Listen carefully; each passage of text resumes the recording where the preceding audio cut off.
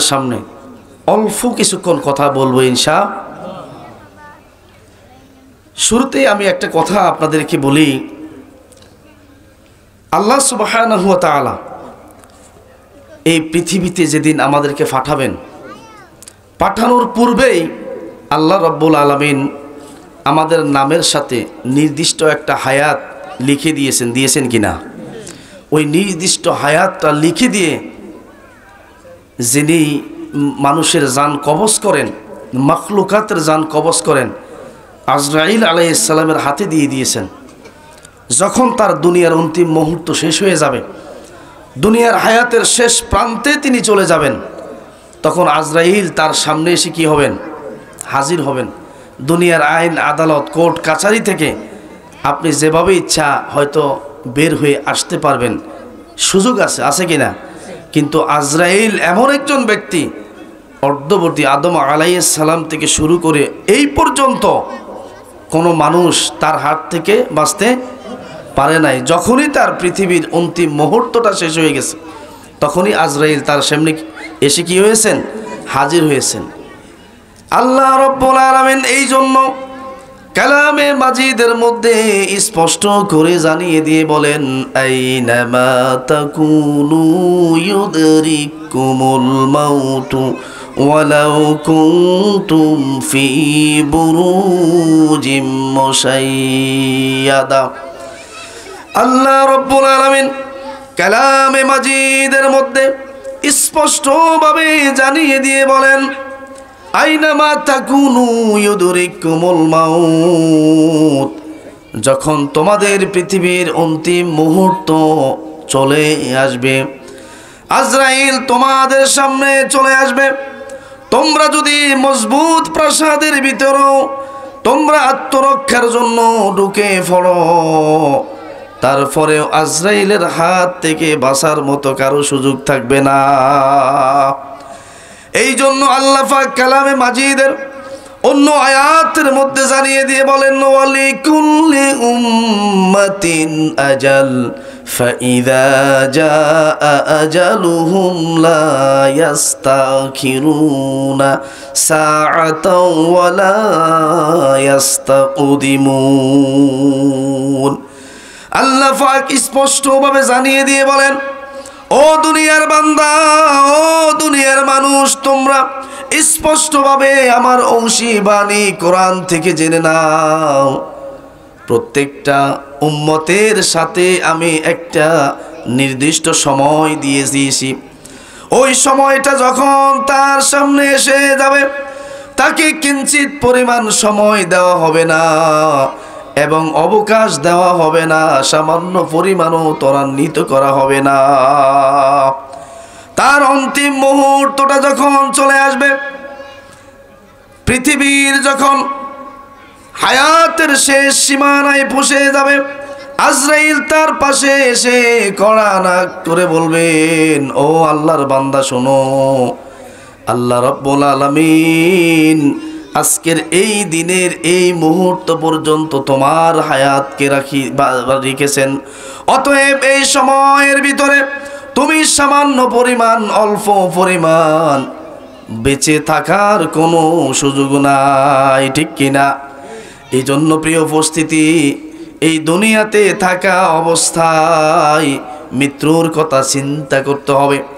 বিশ্ব নবী সাল্লাল্লাহু আলাইহি ওয়াসাল্লাম হাদিসের মধ্যে জানিয়ে দিয়েছেন, আকসিরু যিকরা হাযিমিল লাযযাতিল মাউত। ও আমার উম্মতেরা শোনো, তোমরা অধিক পরিমাণে মৃত্যুকে স্মরণ করো, কারণ একজন বান্দা যদি মৃত্যুকে স্মরণ করতে পারে, সকাল সন্ধ্যা সে যদি মৃত্যুকে স্মরণ করে, তাহলে তার জীবনের আমূল পরিবর্তন চলে আসবে। বিশ্বনবী সাল্লাল্লাহু আলাইহি ওয়াসাল্লাম যখন কবরের পাশ দিয়ে হেঁটে যেতেন, কান্না করে দিতেন, চোখের পানিতে দাঁড়িয়ে মোবারক ভিজে যেতেন। সাহাবাজবেন জিজ্ঞাসা করতেন, ইয়া রাসূলুল্লাহ, ইয়া হাবিবাল্লাহ, আপনি যখন কবরের পাশ দিয়ে হেঁটে যান, আপনি ক্রন্দন করেন, এত বেশি কান্না কেন করেন? বিশ্বনবী জবাবে বললেন, ও আমার সাহাবারা শোনো, এটা এমন একটা ঘর, এটা এমন একটা উদ্যান, এটা এমন একটা বাড়ি, যেই বাড়ি থেকে বাঁচার কোনো কারো সুযোগ থাকবে না।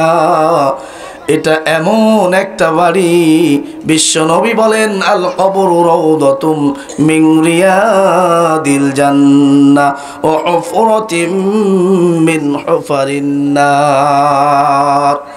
বিশ্বনবী বলেন, ও আমার সাহাবারা শোনো, এই কবরের পাশ দিয়ে যাওয়ার সময় আমি কেন এত ক্রন্দন করি, এত কান্না করি? শোনো, কারণ এই ঘরটা এমন একটা ঘর, এই ঘরটা কোনো বান্দার জন্য হয়ে যাবে জাহান্নামের গর্ত, আর কোনো ব্যক্তির জন্য এই ঘরটা হয়ে যাবে জান্নাতের বাগান। আল্লাহ পাক শিখিয়ে দিয়েছেন, বান্দা, এই কবরটা কার জন্য জান্নাতের বাগান হবে আর কার জন্য জাহান্নামের গর্ত হবে। আল্লাহ পাক কালামে মাজিদের মধ্যে জানিয়ে দিয়ে বলেন জাহান্নামীদের ব্যাপারে, ওয়ালিল্লাযীনা কাফারু বিরাব্বিহিম আযাবু জাহান্নামা ওয়া বিইসাল মাসীর।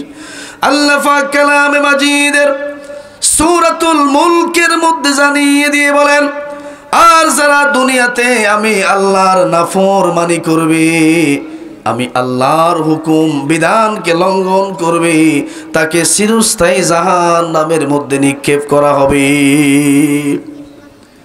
এবার বিশ্বনবী সাল্লাল্লাহু আলাইহি ওয়াসাল্লাম এই কবরটা কার জন্য জান্নাতের বাগান হবে, কার জন্য বালাখানা হবে, কার জন্য আরাম আয়েশের জায়গা হবে, আল্লাহ রাব্বুল আলামিন জানিয়ে দিয়ে বলেন, ইন্নাল্লাযীনা আমানু ওয়া আমিলুস সলিহাতি কানাত লাহুম জান্নাতুল ফিরদাউসি নুজুলা।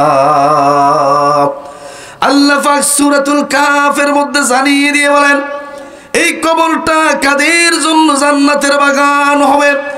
আল্লাহ পাক বলেন, নিশ্চয়ই যারা আমি আল্লাহর উপরে ঈমান আনার পরে আমলুস সলিহাত, সৎ কাজ, নেক কাজ করবে, আমি আল্লাহ তাদের জন্য জান্নাতুল ফেরদাউস রেখেছি।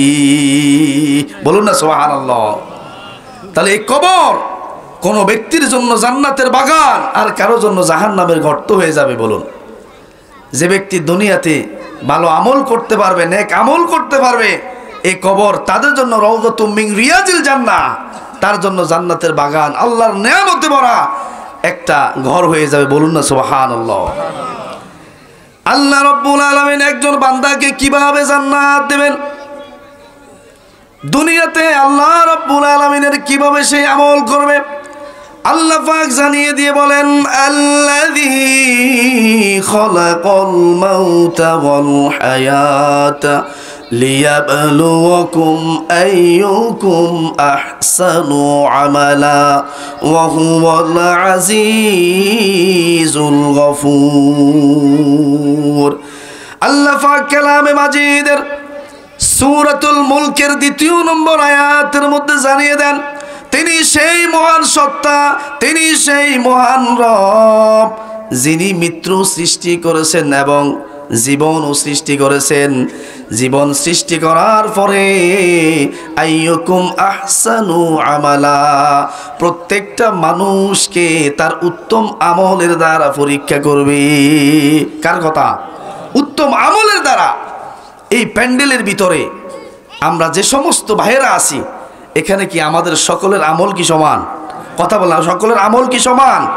সকলের নামাজ পড়া, সকলের কিরাত পড়া, সকলের ইবাদত করা কি সমান?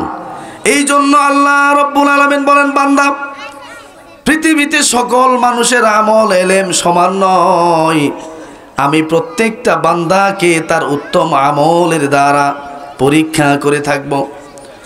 খুব লক্ষ্য করেন, কেন লাগান, এমন কিছু বান্দা আছে যখন গভীর রজনী চলে আসে, আল্লাহ রাসূল বলেন ইয়ানজিলু রাব্বানা ইলাস সামাঈদ দুনিয়া ফি সুলুসিল আখিরি মিনাল লাইল। আল্লাহ রাব্বুল আলামিন যখন রাতের 1/3 শেষ হয়ে যায়, তিনি দুনিয়ার আকাশ, প্রথম আকাশে নেমে আসেন। নেমে এসে বলেন হাল মিন মুস্তাগফিরিন, ও বান্দা তোমাদের মধ্যে এমন কোন ব্যক্তি আছে, ক্ষমা প্রার্থী আছে, আমি রবের কাছে ক্ষমা প্রার্থনা করো, আমি আল্লাহ তোমাকে ক্ষমা করে দেব। হাল মিন দাইন, তোমাদের মধ্যে কোন ব্যক্তি এমন আছে দোয়াকারী, প্রার্থনাকারী, কি অভাব আছে, কি চাওয়া আছে, কি রিমান্ড আছে, আমি আল্লাহর কাছে চাও, আমি আল্লাহ তোমার সেই চাহিদা পূরণের জন্য আরশে আজিম থেকে প্রথম আসমানে নেমে এসেছি। হাদিসের বর্ণনায় এসেছে এই সময়টা কতক্ষণ পর্যন্ত?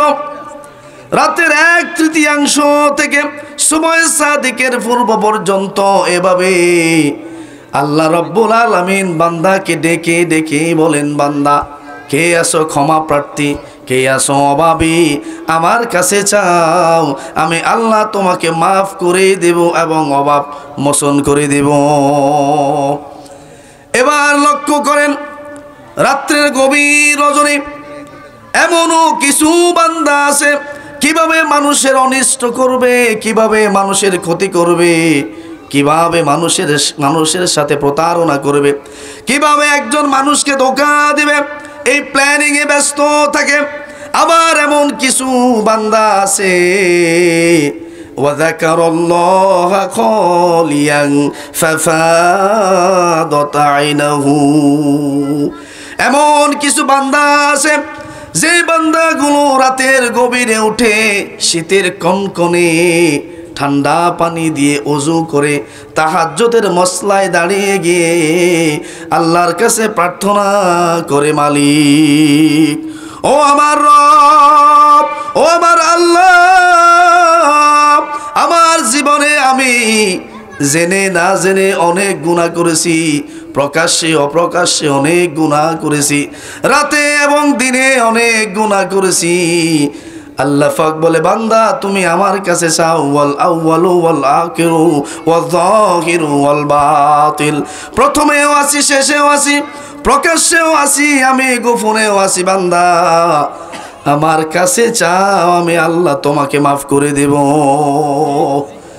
এমন কিছু ভাইরা আছে রাতের গভীরে উঠে ওয়াযাকারাল্লাহা খালিয়ান ফাফাদাত আইনাহু, রাতের গভীরে উঠে দুশকের পানি ছেড়ে দেয়, এমনও বান্দা আছে নাকি নাই? আবার এমনও কিছু ভাইরা আছে রাতের গভীরে প্ল্যানিং করে কাকে কিভাবে শায়েস্তা করা যায়, কার ক্ষতি কিভাবে করা যায়, কাকে কিভাবে ধোঁকা দেওয়া যায়, আছে কি নাই? তাহলে রাত্রিবেলা এই দুইটা ব্যক্তি কখনো সমান হতে, আল্লাহ পাক যখন ডাক দেবেন, আল্লাহর কাছে মালিক শ্রমিক কোনো ভেদাভেদ নাই, আল্লাহর কাছে শিক্ষিত নিরক্ষর কোনো ভেদাভেদ নাই, আল্লাহর কাছে শ্রমিক রিকশাওয়ালা বলতে কোনো ভেদাভেদ নাই। আল্লাহ পাক প্রত্যেকটা মানুষকে ডেকে ডেকে বলবে, ও আমার বান্দারা তোমরা কে আসো আমার কাছে ক্ষমা প্রার্থী, আমার কাছে ক্ষমা চাও, প্রার্থনা করো, আমি আল্লাহ তোমার ডাকেই সাড়া দেব।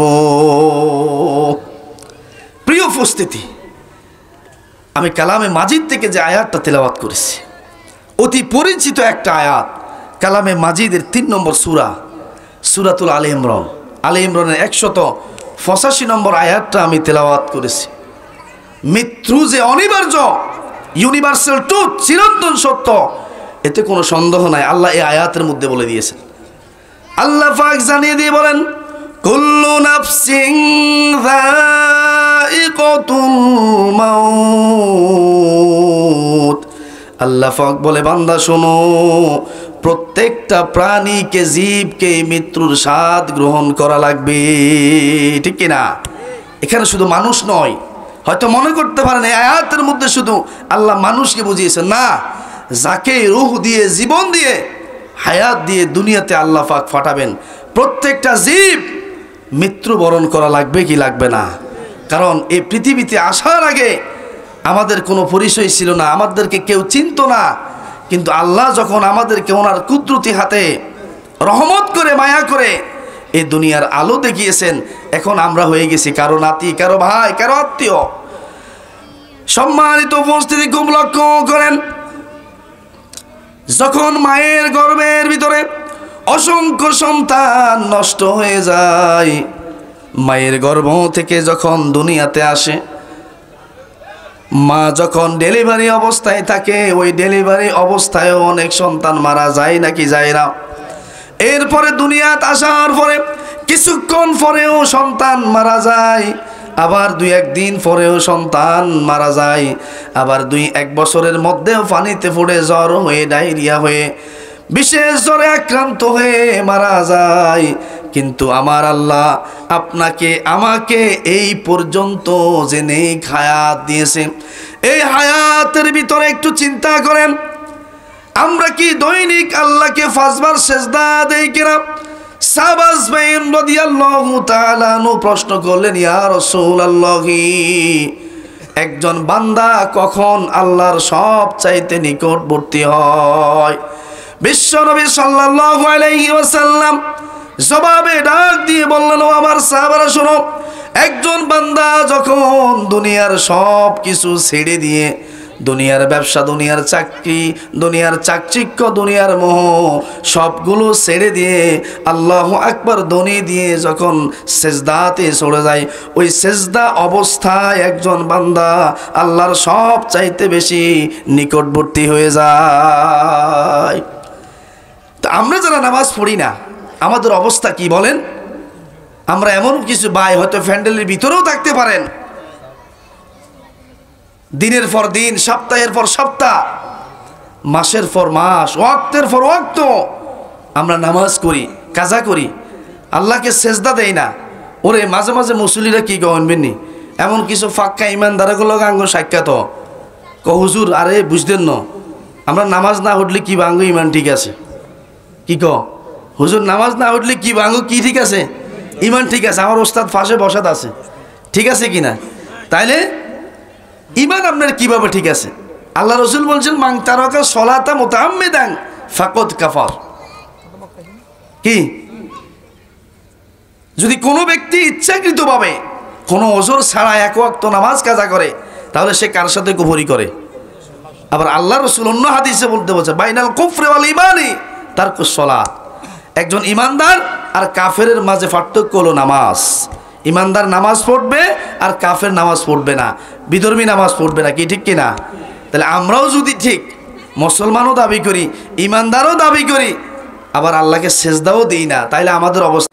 বিশ্বনবী সাল্লাল্লাহু আলাইহি ওয়াসাল্লাম একদিন মসজিদে নববীর ভিতরে বসা, হঠাৎ করে তিনার চোখ বেয়ে বেয়ে ফপ ফপ করে পানি পড়তেছে। সাহাবা আজমাইন জিজ্ঞাসা করলেন, ইয়া রাসূলুল্লাহ, হঠাৎ করে আপনার চোখ দিয়ে পানি বের হচ্ছে। তখন বিশ্বনবী বললেন, ও আমার সাহাবারা শোনো, ইন্নী আরা মা লা তারাউনা, আমি যেটা দেখি তোমরা সেটা দেখো না। আমি অনুভব করতেছি, আমি ফিলিংস করতেছি, আমার উম্মতের মাঝে এমন একটা সময় আসবে, তারা নামাজ পড়বে, রোজা রাখবে, হজ আদায় করবে, যাকাত দেবে, দান সদকা করবে, ভালো ভালো কাজগুলো করবে, কিন্তু তাদের ঈমান থাকবে না। কোন কাজের দ্বারা, কোন কথার দ্বারা, কোন আমলের দ্বারা তার ঈমান চলে যাবে বুঝবে না, কিন্তু সামনের কাতারে গিয়ে তাকবীরে উলার সহিত নামাজ আদায় করা আছে কিনা? ইসলামী আন্দোলন এমন একটা জিনিস, কোরআন শরীফের সবটা বিধান আপনি মানলেন, কিন্তু শুধু একটা বিধান মানলেন না, ইসলামী রাষ্ট্রের বিষয়ে বা ইসলামী আন্দোলনের বিষয়ে আমরা ঈমানের অবস্থা কি আসেনি, সবটাই মানলেন। তাহলে এই কোরআনটা এমনভাবে আপনি বিশ্বাস করতে হবে পরিপূর্ণভাবে, কিছু মানবো কিছু মানবো না এমন কোনো সুযোগ কি? এই জন্য দেখেন আল্লাহ রাব্বুল আলামিন যে আয়াতটা আমি তেলাওয়াত করেছি ওর মধ্যে জানিয়ে দিয়ে বলেন, ওয়া ইন্নামা তুওয়াফাউনা উজুরাকুম ইয়াওমাল কিয়ামা। ও বান্দা শোনো, তোমাদের দুনিয়ার সকল আমলের সওয়াব প্রতিদান তোমাদেরকে পূর্ণভাবে দেওয়া হবে। কার কথা? আপনি যদি দুনিয়াতে নেক আমল করেন, এটাতে কি আল্লাহ আপনাকে বঞ্চিত করবে? না। ফামাইয়ামাল মিসকালা যাররাতিন খায়রান ইয়ারা, আপনি যদি অনুপরিমাণ জাররা পরিমাণ নেক আমল করেন, এই নেক আমল থেকে আল্লাহ আপনাকে বঞ্চিত করবে না। এই জন্য আল্লাহ বলেন যে কিয়ামতের দিন আমি আমার বান্দাকে পূর্ণ প্রতিদান তাকে দেব। এবার দেখেন আল্লাহ রাব্বুল আলামিন বলেন ফামান যুহজিহা আনিন নার ওয়া উদখিলাল জান্নাতা ফাকাদ ফাজ। আমার আল্লাহ বলতেছেন বান্দা শোনো, তোমার পূর্ণাঙ্গ আসল সফলতা হবে যখন আল্লাহ মৃত্যুর পরে তোমাকে জাহান্নাম থেকে বাঁচিয়ে জান্নাত দিবে। এটাই হচ্ছে একজন বান্দার জন্য আসল সফলতা। এখন আমরা তো আসল সফলতা বাদ দিয়ে আমরা নকল সফলতার দিকে দৌড়াচ্ছি। এই পৃথিবী, এই আয়াতের শেষে আল্লাহ বলে দিয়েছেন ওমাল হায়াতুদ দুনিয়া ইল্লা মাতাউল গুরুর। ও বান্দা জেনে নাও, এই দুনিয়াটা তোমাদের জন্য বাহ্যিক একটা প্রতারণার বস্তু ছাড়া আর কিছু নয়। একটা মরিচিকার পিছনে দৌড়ে মানুষ যখন কিছু পায় না, ঠিক এই দুনিয়ার পিছনে দৌড়ে আপনি পরিশেষে কিছুই পাবেন না। আল্লাহ রাব্বুল আলামিন এই জন্য বলেন ইয়া আইয়ুহাল্লাযীনা আমানুত্তাকুল্লাহ ওয়াল তানজুর নাফসুম মা কদ্দামাত লিগাদ। ও বান্দা, ওই বান্দা, তোমরা আল্লাহকে ভয় করো এবং মৃত্যুর পরবর্তী জীবনের জন্য কি ফাটাও? পুঁজি ফাটাও। এর একটা সম্পূরক হাদিস আল্লাহ রাসূল বলেছেন আল কাইয়িসু মান দানা নাফসাহু ওয়া আমিলা লিমা বাদাল মাউত। তোমাদের মধ্যে সবচাইতে চালাক ব্যক্তি হচ্ছে ওই ব্যক্তি যে মৃত্যুর পরবর্তী জীবনের জন্য কিছু ফাটায়। এখন এখানে আমরা যারা উপস্থিত আছি, আমরা কি প্রস্তুত আছি? আজকে রাত্রে যদি আমাদের মৃত্যু হয়, ওই মৃত্যুর জন্য কি আমরা প্রস্তুত আছি কিনা বলেন? এখন এখান থেকে এই রাত্রে মৃত্যু হবে না এমন কি কোনো কেউ গ্যারান্টি দিতে পারবেন না? আচ্ছা, তাহলে আজকে রাত্রে যদি আপনার আমার মৃত্যু হয়, আপনি একবার চিন্তা করেন, নিজেকে বিবেককে মাইন্ডকে প্রশ্ন করেন, আল্লাহ আরে আমি কি প্রস্তুত আছি কিনা? ওয়াজ থেকে বাড়িতে গেলাম, গত বছর এই মাহফিলে এই জায়গায় বসে যিনি কালেকশন করেছেন, আলোচনা করেছেন, আমাদের মরহুম মাওলানা ওলিউল্লাহ সাহেব, মরহুম মাওলানা ওলিউল্লাহ সাহেব রাহিমাহুল্লাহ, আমাদের ওস্তাদ, আমাদের ফেরুনা, আমাদের অবলম্বন ছিলেন একমাত্র বেঁচে থাকার সুপরামর্শের। কিন্তু আজকের এই দিনে আমরা ওনাকে আর নাই, পাই নাই। তো ওনাকে নিয়ে গেছেন কে? তো এভাবে আপনাকে আমাকে নিয়ে যেতে পারেন কিনা? তাহলে মৃত্যুর জন্য আমরা প্রস্তুতি আছি কিনা? আল্লাহ রাসূল এই জন্য বলছেন যে তোমাদের মধ্যে সবচাইতে চালাক হচ্ছে ওই ব্যক্তি যে মৃত্যুর পরবর্তী জীবনের জন্য কিছু পাঠাবে। আর তোমাদের মধ্যে সবচাইতে বোকা ব্যক্তি হচ্ছে ওই ব্যক্তি যে আল্লাহর উপর ভরসা করে বসে থাকবে। এখন আল্লাহর উপর ভরসা করে বসে থাকা যাবে নাকি আমল করতে হবে, চেষ্টা করতে হবে মৃত্যুর পরবর্তী জীবনের জন্য? আজকে সন্তানের জন্য ব্যাংকে টাকা রাখেন, রাখেন কিনা? ওর কথা কয় না। সমিতি করেন, ডিপিএস করেন, জীবন বীমা করেন, করেন কিনা? কার জন্য করেন? এ টাকার ভাগিদার কি আপনি হইবেন নি? একবারও কি চিন্তা করছেন? লক্ষ লক্ষ টাকা, এখানে এমনও লোক আছে লক্ষ না কোটি টাকা তার ব্যাংকে পড়া আছে। আজকে মৃত্যুর পরে টাকার মালিক কে? সন্তান ভাগ করে নিয়ে যাবে। যাই না ওই টাকাগুলো সুষম বন্টন হয় কিনা, ওটা আল্লাহ ভালো জানে। যদি নেককার সন্তান আপনি রেখে যান তাহলে ওটা সুষম বন্টন হবে, ওই টাকাগুলা বন্টনের মাধ্যমে আপনি একটা সওয়াব পাবেন। এজন্য বিশ্বনবী বলেন ইযা মাতাল ইনসানু কাতা আমালুহু ইল্লা মিন সালাসা। একজন মানুষ যখন মারা যায় তখন তার সব আমল কি হয়ে যায়? বন্ধ হয়ে যায়, তিন প্রকারের আমল ছাড়া। একটা হলো সাদাকাতুন জারিয়া, একটা হলো কি সাদাকাতুন জারিয়া। সদকায়ে জারিয়াটা হচ্ছে কি? এই যে মাদ্রাসা আমার পাশে, আমাদের পিছনে এটা মাদ্রাসা নয়, কি কথা বলেন? দীর্ঘদিন এই মাদ্রাসা বন্ধ ছিল। কি দীর্ঘদিন এই মাদ্রাসা কি ছিল? এখন আবার কাদের দ্বারা চালু হয়েছে? আমাকে দুই একজনের দ্বারাই না, সবাই দ্বারা। ওই যে মুরব্বীর একটা লক্ষ গ্রামের মানুষ যদি ভালো হয়, সমাজের কানা মাই 11 বিয়ে হ না, এটা আপনারা না কোন, আমরা তো ছোট মানুষ। কি কয় সমাজের মানুষ, বাড়ির মানুষ যদি ভালো হয় তাহলে সমাজের কানা ল্যাঙ্গা লুজা জিগে হিজারও কি হয়? সমাজের মানুষ যদি ভালো হয় তাহলে এই মসজিদ ভালোভাবে, এই মাদ্রাসা ভালোভাবে চলবো না। আমি পরিশেষে একটা কথা বলে দিই, আপনার সমাজে যদি মসজিদ এবং মাদ্রাসা থাকে এই মসজিদ এবং মাদ্রাসা আল্লাহর কাছে আপনার জন্য হয়তো দোয়া করবে আর নতুবা বদদোয়া করবে। কি বিশ্বাস হয় কি না? এবার বদদোয়া দিব কিভাবে আমি বলি আপনাকে। সমাজের মসজিদ, সমাজের মাদ্রাসা অবহেলিতভাবে পড়ে আছে, আপনার টাকা আছে কিন্তু আপনি ফিরেও তাকান নাই। সমাজের মানুষের টাকা আছে, ধনাঢ্যবান লোক আছেন, আপনারা মসজিদ মাদ্রাসার দিকে ফিরেও তাকান নাই। আপনি কি মনে করেন এই মাদ্রাসা আপনাকে অভিশাপ দেবে না? এই মাদ্রাসা কি সানাউল্লাহ স্যারকে অভিশাপ দেবে? এই মাদ্রাসা শুধু কি শিক্ষকদেরকে অভিশাপ দেবে? এই মাদ্রাসা কি সমাজের শুধু আলেমদেরকে অভিশাপ দেবে, নাকি সবার অভিশাপের ভাগীদার হবে? আর পক্ষান্তরে এই মাদ্রাসাকে যদি আপনারা যেভাবেই পারেন অর্থ দিয়ে, শ্রম দিয়ে, বুদ্ধি দিয়ে, পরামর্শ দিয়ে এই মাদ্রাসাকে যদি উন্নত করতে পারেন, দিন শেষে কাদের সন্তানগুলোর জন্য ভালো? এমিয়ার কি আর হলেন চেন আসেনি? ওর কথা কম না, এমিয়ার কি আর হলেন চেন আসেনি যে এই মানুষের ঘটবো? এখানে ঘুরে ফুটবে কি? আপনার আমার ছেলে অথবা মেয়ে অথবা নাতি অথবা নাতনি। দিন শেষে আপনার আমার বাচ্চারাই কিছু পাবে এখান থেকে। কি ঠিক আছে না? আর যদি এটা বন্ধ হয়ে যায়, দেখবেন আপনার আর আমার বাচ্চারা বিনিময়ে কিছু পাবে না। আপনি এই মাদ্রাসা থেকে একজন তৃতীয় জামাতের ছাত্রকে এনে দাঁড় করাই দেন, ভেতরে জিজ্ঞাসা করেন যে উজুভঙ্গের কারণ কয়টি? এতে 7টা বলে দিতে পারবে, ভাই তো না? নামাজ ভঙ্গের কারণ কয়টি? 19টি হেঁটে বলে দিতে পারবে। নামাজের ওয়াজিব 14টি হেঁটে দাঁড়ায় বলে দিতে পারবে। নামাজের আরকান আহকাম 13 ফরজ, যেটার একটা ছুটে গেলে আপনার নামাজ হবে না। এখানে দাঁড়ায় সে 13টা ফরজ বলে দিতে পারবে। কিন্তু আপনার আমার অবস্থা কি? আমরা যদি এই 13টা ফরজ নামাজ পড়ি কিন্তু এই 13টা ফরজ পারি না, এখান থেকে যে কোনো একটা ছুটে গেল কিন্তু আমরা নামাজ পড়লাম, নামাজ কি হয়েছে নি? তাহলে বাচ্চাগুলো আপনি যা হওয়ার তা হয়ে গেছেন, এখানে মুরব্বী যা হওয়ার, আপনারা যারা যা কিছু হওয়ার হয়ে গেছেন। কেউ ড্রাইভার হয়েছেন, কেউ ইঞ্জিনিয়ার হয়েছেন, কেউ শিক্ষক হয়েছেন, কেউ বিসিএস ক্যাডার হয়েছেন, কেউ ড্রাইভার হয়েছেন, কেউ ব্যবসায়ী হয়েছেন, কেউ প্রবাসী হয়েছেন। আপনাদের যা হওয়ার আপনারা হয়ে গেছেন। এখন এই বাচ্চাগুলো চিন্তা করবে কারা? আগামীতে আপনার বাচ্চাগুলো কি হবে? আপনার যা হওয়ার তা আপনি হয়ে গেছেন, এবার আপনার বাচ্চা চিন্তা করবে কি? দিন শেষে এই প্রতিষ্ঠানগুলো যদি বন্ধ হয়ে যায়, দিন শেষে আমাদেরই লস। কাদের লস? এজন্য প্রিয় উপস্থিতি, এই মাদ্রাসাকে ধরে রাখার জন্য একটা, এই যে গাড়ি চালান, ড্রাইভাররা গাড়ি চালান না, তো এই গাড়ি চালানোর জন্য আমি মাঝে মাঝে উদাহরণ দিই। তো মনে করেন 1.5 লক্ষ 2 লক্ষ টাকার হুন্ডা আছে না? কি ভাই বলেন, আছে না?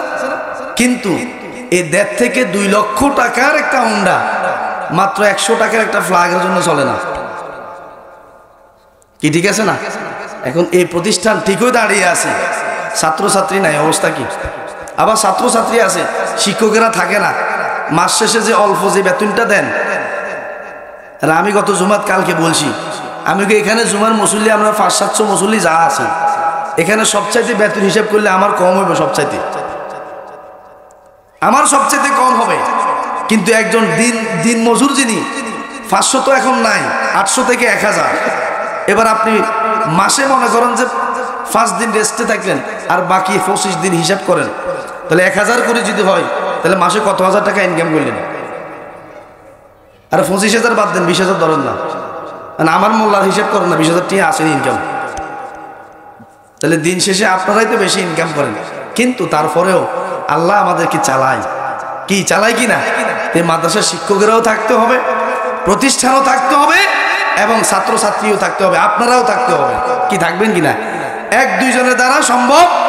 এই জন্য লক্ষ্য করেন, আল্লাহ রাব্বুল আলামিন ডাক দিয়ে বলেন, বান্দা তোমরা মৃত্যুর পরবর্তী জীবনের জন্য কিছু ফাটাও, কারণ মৃত্যু হওয়ার পরে তোমার সব আমল বন্ধ।